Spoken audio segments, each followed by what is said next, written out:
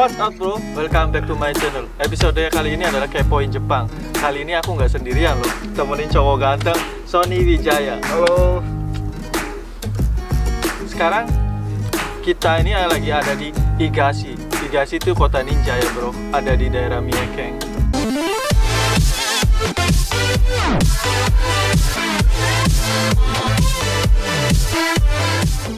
Obrolan kita kali ini adalah tentang pengalaman Sony Wijaya. Sony Wijaya ini bukan orang sembarangan loh. Orang Dia apa jadinya? cukup populer di Cianjur. Dia itu jejakan Cianjur tahun 2017. Dia akan berbagi cerita pengalaman dia pribadi, gimana kok bisa sampai jadi pemagang di Jepang. Sony, apa kabar? Baik. Salam corona dulu kayak gini. Salam corona. Salam baru ala corona. Mas Kiki ini gimana kabarnya Mas Kiki? Baik. Baik ya. Ceritain sedikit dong Son, awal mulanya lu bisa tertarik pergi ke Jepang itu gimana? Gimana ya? Kayaknya dulu gara-gara aku suka anime nih. Gara-gara suka anime, aku suka anime Naruto.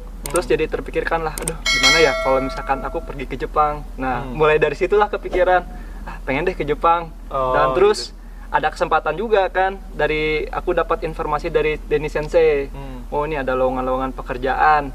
Nih mau nggak nih ada plastik molding, kebetulan sekarang ambilnya plastik molding, jadi ya udah dari situ nah kayaknya ini cocok deh buat pekerja, ya udah aku pilih buat itu. Sekarang buat teman-teman yang pokoknya khususnya daerah Cianjur dan sekitarnya, seandainya mereka berminat pengen pergi ke Jepang, ini saran Sony gimana? Kalau menurutku sih, kalau misalkan kalian udah mau memutuskan untuk pergi ke Jepang, ya langkah pertamanya itu adalah mencari LPK. Ya LPK, jadi kan prosesnya kan bertahap ya, mulai dari kita belajar bahasa Jepang dulu, bahasa Jepang awal atau dasar-dasar bahasa Jepang itu di LPK.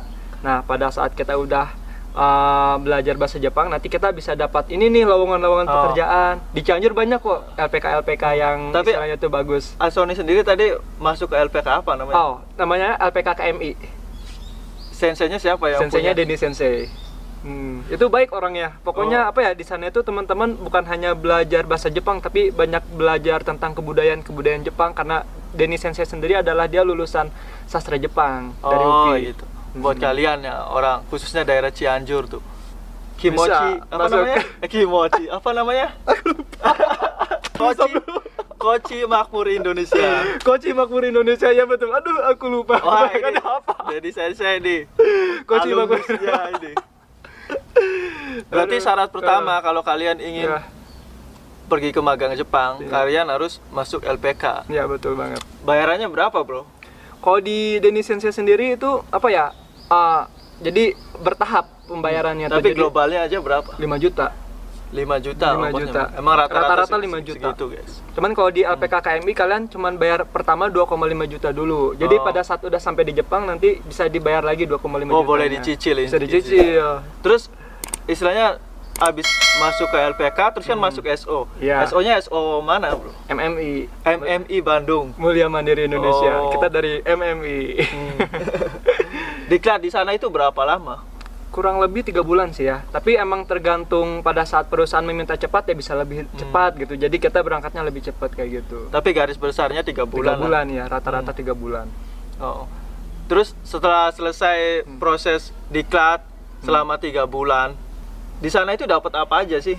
Belajar misalnya yang lain-lain apa aja? Banyak banget pembelajaran selain bahasa Jepang ya, tapi intinya kita emang dipersiapkan untuk bisa bahasa ya. Bahasa Jepang kita dituntut untuk lulus N5. Terus juga ada pemantapan sampai N4 ya kita ya waktu kita ada ujian. Nah, selain itu ya ada pembelajaran kehidupan tentang di Jepang, bagaimana tata krama, terus cara ya istilahnya tuh bagaimana sifat orang Jepang yang nantinya kita nggak kaget nih orang Jepang kayak gini. Dan di SO itu kita apa ya, ada guru yang asli orang Jepang. Iya, jadi kita langsung belajar sama orang Jepang asli di situ. Tapi ada apa namanya latihan fisiknya? Iya, ada, betul. Jadi salah satu syarat untuk masuk ke Jepang itu kita harus sehat.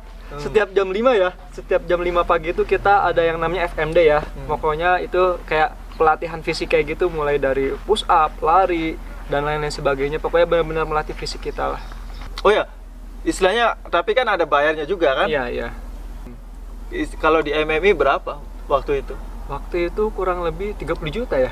30 Jadi juta. ya kalau teman-teman udah keterima itu udah tanda tangan, maksudnya apa ya, udah kontrak udah dibuat dan itu kita dipastikan untuk berangkat ke Jepang, kita bayar 30 juta itu untuk biaya pelatihan pendidikan selama 3 bulan, kita asrama, makan minum ya, dan buku-buku lainnya sampai keberangkatan seperti itu. Tapi bayarnya harus langsung apa dicicil? Kalau kemarin aku sendiri setengah-setengah sih. Oh, Ya, setengah. 15 juta pada saat mau masuk, terus 15 jutanya lagi saat sebelum berangkat. Oh, jadi istilahnya dibayar 2 kali. Iya. Sebelum kita masuk diklat sama sebelum kita berangkat ke Jepang. Iya, betul. Nah, setelah berangkat ke Jepang nih, pengalaman pertamanya gimana di Jepang ini? Kaget sih. Kaget. Iya. Apa aja ya kaget? Ya, Cuacanya. Dari cuacanya, terus dari culture hidupnya. Pokoknya cuaca itu pada saat kita datang itu waktu itu bulan 2 ya, lagi musim dingin tuh. Di Indonesia kan panas ya. Iya. Pada saat kita masuk ke Jepang, brek, itu cuacanya benar-benar ekstrim, misalnya tuh dingin banget. Jadi kayak apa tuh namanya tuh? Keluar ingus lah apa. Itu dingin banget pokoknya. Jadi benar-benar tubuh tuh kaget banget istilahnya itu dingin. Terus sama benar-benar orangnya tuh di sini pendiam banyaknya. Jadi kalau kayak kita kan asik ya sama orang Indonesia buat ngobrol, tapi kalau di sini emang agak susah sih kalau buat benar-benar sosialisasinya, agak kurang kalau di sini. Di sini lebih ke individual. Iya, betul. Berarti untung waktu di MMI ada latihan fisik ya. Betul. Jadi kita istilahnya Iya. nggak begitu kaget. Nggak karena gampang emang drop lah tubuh. Nggak begitu Iya. drop. Itulah pentingnya guys. Jadi sebelum ke Jepang ada latihan fisiknya dulu itu. Betul. Gunanya itu salah satunya. Harus siapin fisik dan mental pokoknya. Pokoknya intinya kalau buat teman-teman yang mau ke Jepang, pertama itu niat sih intinya. Niat. Pada saat teman-teman udah niat, itu pasti ada jalan. Nah, pada saat udah ada jalan, teman-teman harus menguatkan usaha. Usaha belajar Jepangnya ditingkatin, usaha belajar melatih fisiknya ditingkatin, dan untuk mencari uang modal-modal ke LPK dan ke SA-nya itu emang benar-benar harus diusahakan. Tapi pada saat teman-teman udah ada niat, pasti itu ada jalan. Entah itu pertolongan dari siapa atau dari siapa, itu pasti ada aja. Berarti istilahnya yang pertama kita harus niatnya Iya, yang betul. kuat, Niat dulu terus yang dibarengi dengan modal berupa uang dan waktu pastinya. Iya, dan Karena, doa. dan doa juga. Karena pastinya prosesnya ini nggak singkat, nggak instan gitu loh. Nggak semudah yang orang pikirin kayak Iya. masuk LPK udah aja itu pasti langsung masuk pergi ke Jepang gitu ya. Ternyata enggak, itu banyak lika-likunya itu. Bisa nyampe setahun ya kita ya istilahnya tuh.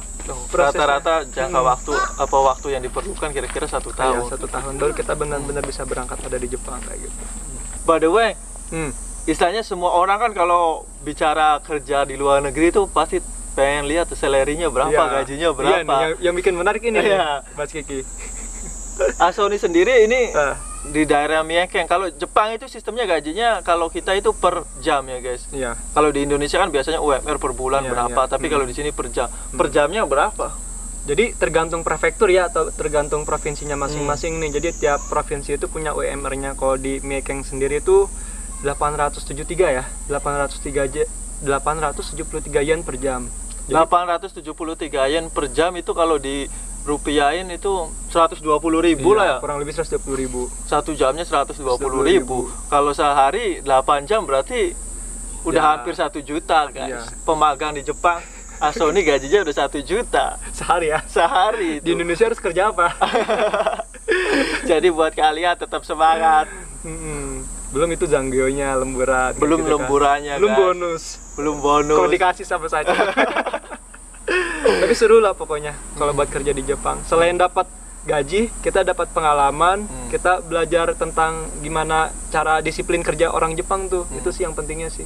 Kita bisa bawa etika itu di Indonesia nanti.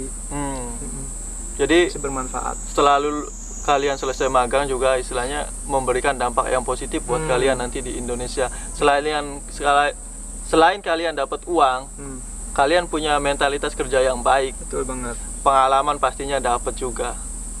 So, tetap semangat. Buat teman-teman yang mau ke Jepang, kita tunggu pokoknya di sini, oke? Oke. Jangan lupa subscribe ya guys. Like juga.